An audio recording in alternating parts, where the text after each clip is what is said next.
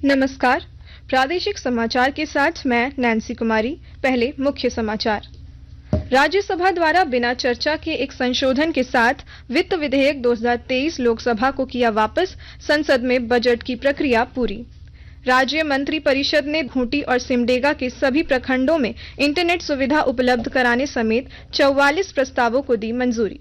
केंद्र सरकार ने झारखंड में मनरेगा श्रमिकों की दैनिक मजदूरी दर 18 रुपए बढ़ाई। प्रति मानव दिवस मिलेंगे 255 रुपए।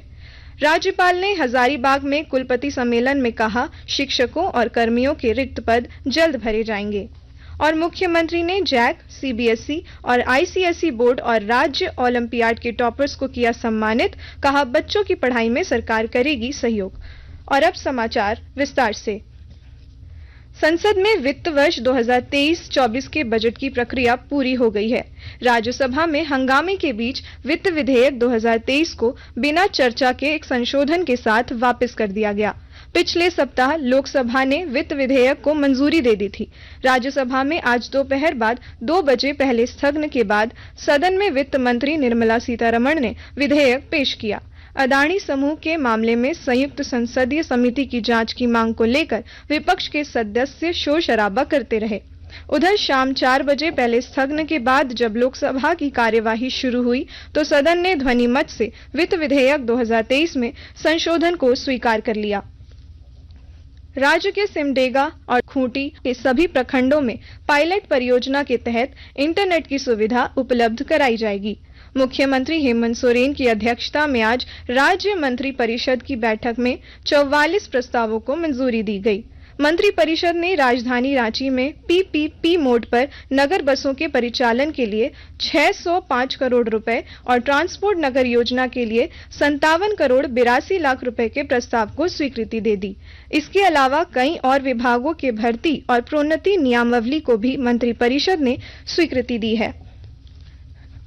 राज्य में मनरेगा श्रमिकों को अब 255 रुपए दैनिक मजदूरी मिलेगी। इसमें केंद्र द्वारा 228 रुपए और राज्य सरकार द्वारा 27 रुपए का अंशदान शामिल है। केंद्रीय ग्रामीण विकास मंत्रालय द्वारा वित्त वर्ष 2023-24 के लिए राज्यवार मनरेगा मजदूरी दर में वृद्धि की गई है। इसके तहत झारखंड के मनरेगा मजदूरी में प्रतिदिन 18 रुपए का इजाफा किया गया है। नई मजदूरी दर अगले माह की 1 अप्रैल से जारी होगी। झारखंड उच्च न्यायालय के न्यायाधीश नवनीत कुमार की अदालत ने रामगढ़ की पूर्व विधायिका ममता देवी को गोला कांड में हजारीबाग की विशेष अदालत द्वारा 4 जनवरी 2023 को सुनाई गई 2 वर्ष की सजा मामले में जमानत दे दी है। वहीं इसी मामले में पिछले वर्ष 13 दिसंबर को रामगढ़ कोर्ट द्वारा सुनाई गई 5 वर्ष की सजा मामले में अब 31 मार्च को सुनवाई होगी।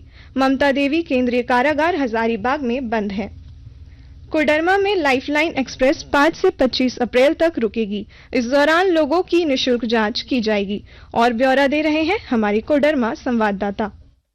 भारत सरकार के स्वास्थ्य मंत्रालय और इम्पैक्ट इंडिया फाउंडेशन की ओर से चलाए जा रहे लाइफलाइन एक्सप्रेस ट्रेन 5 अप्रैल को कोडरमा पहुंचेगी। कोडरमा पहुंचने के बाद इस ट्रेन को पिपराडी स्टेशन पर खड़ा किया जाएगा, जहां 25 अप्रैल तक प्रतिदिन विभिन्न बीमारियों से जुड़े मरीजों का इलाज किया जाएगा।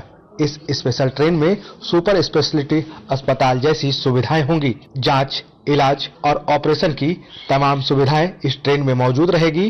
कोई भी जरूरतमंद व्यक्ति हेल्पलाइन नंबर पर अपना निबंधन करा सकता है या फिर रजिस्ट्रेशन काउंटर पर आधार कार्ड या अन्य जरूरी पहचान पत्र से अपना निबंधन कराकर इलाज करवा सकते हैं। गजेंद्र बिहारी सिन्हा, आकाशवाणी समाचार, कोडरमा। जमशेदपुर में आज अदालत परिसर के बाहर पेशी के लिए जा रहे एक व्यक्ति पर अपराधियों द्वारा फायरिंग की गई। हालांकि इस घटना में किसी तरह का कोई नुकसान नहीं हुआ। सीताराम डेरा थाना की पुलिस पूरे मामले की छानबीन कर रही है। आकाशवाणी के ताजा तरीन समाचारों के लिए आप हमारी वेबसाइट newsonair.com पर लॉग ऑन कर सकते हैं। ताजा समाचार Twitter handle @AIR News Alerts और Facebook page all India radio news पर भी उपलब्ध है।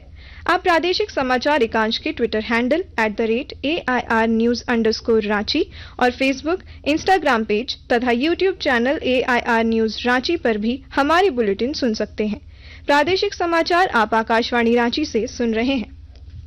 राज्यपाल सीपी राधाकृष्णन ने कहा है कि राज्य के सभी विश्वविद्यालयों में शिक्षक और शिक्षकेतर कर्मियों के रिक्त पद जल्द भरे जाएंगे। वे आज विनोबा भावे विश्वविद्यालय हजारीबाग में आयोजित 2 दिवसीय पहले कुलपति सम्मेलन का उद्घाटन समारोह को संबोधित कर रहे थे। उन्होंने विश्वविद्यालयों में CUET से नामांकन, प्लेसमेंट सेल का गठन, शैक्षणिक कैलेंडर जारी करने, छात्र विनिमय कार्यक्रम चलाने और डिजी लॉकर के माध्यम से प्रमाण पत्र देने पर जोर दिया। इस सम्मेलन में राज्य के 11 विश्वविद्यालयों के कुलपति शामिल हुए। साहिबगंज जिले में उपायुक्त की अध्यक्षता में आपदा प्रबंधन प्राधिकारी की आज बैठक हुई। इस मौके पर जंगलों में लगने वाली आग को लेकर चर्चा हुई। डीएफओ ने बताया कि भारतीय वन सर्वेक्षण के द्वारा पोर्टल बनाया गया है, जिससे जंगल में आग लगने की सूचना सैटेलाइट के माध्यम से मिल जाती है।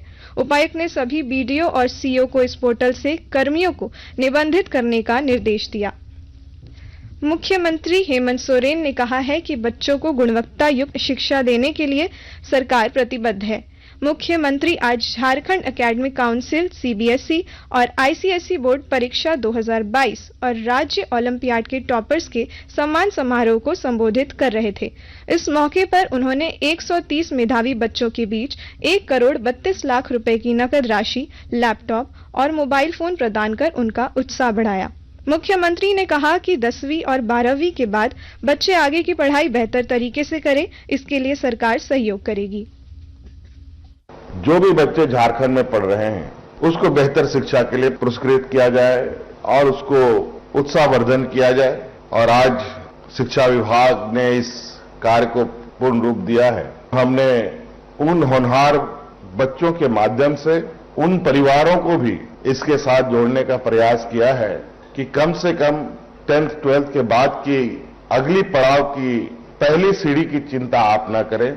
उसकी चिंता के लिए सरकार आपको सहयोग करने के लिए तैयार है और इसके लिए बच्चों को हम लोगों ने आज लैपटॉप और आर्थिक सहायता दी है। रांची के संजय सेठ ने आज नई दिल्ली में रेल मंत्री अश्विनी वैष्णव से मुलाकात कर स्वतंत्रता सेनानी रघुनाथ महतो के नाम पर मूरी रेलवे स्टेशन का नामकरण करने का आग्रह किया। जमशेदपुर के मानगो नगर निगम द्वारा डिमना रोड में अतिक्रमण हटाओ अभियान चलाया गया।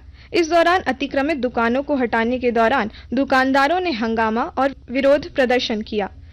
प्रधान जिला और सत्र न्यायाधीश चाईबासा की अदालत ने हत्या के एक मामले में 2 आरोपियों को आजीवन कारावास की सजा तथा 10-10 हजार रुपए का जुर्माना लगाया है। चक्रधरपुर थाना क्षेत्र में मई 2021 की यह घटना है। गुमला सदर अस्पताल में आज प्रधानमंत्री टीबी मुक्त भारत अभियान के निक्षय मित्र पोषण योजना के तहत 46 टीबी मरीजों को पोषण किट प्रदान किया गया।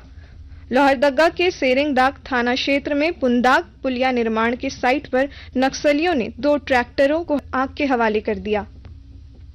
अंत में मुख्य समाचार एक बार फिर। राज्यसभा द्वारा बिना चर्चा के एक संशोधन के साथ वित्त विधेयक 2023 लोकसभा को किया वापस। संसद में बजट की प्रक्रिया पूरी। राज्य मंत्री परिषद ने खूंटी और सिमडेगा के सभी प्रखंडों में इंटरनेट सुविधा उपलब्ध कराने समेत 44 प्रस्तावों को दी मंजूरी। केंद्र सरकार ने झारखंड में मनरेगा श्रमिकों की दैनिक मजदूरी दर 18 रुपए बढ़ाई। प्रति मानव दिवस मिलेंगे 255 रुपए। राज्यपाल ने हजारीबाग में कुलपति सम्मेलन में कहा, शिक्षकों और कर्मियों के रिक्त पद जल्द भरे जाएंगे। और मुख्यमंत्री ने जैक, CBSE और ICSE बोर्ड और राज्य ओलंपियाड के टॉपर्स को किया सम्मानित। कहा, बच्चों की पढ़ाई में सरकार करेगी सहयोग। इसके साथ ही आकाशवाणी रांची से प्रादेशिक समाचार का ये बुलेटिन समाप्त हुआ। नमस्कार।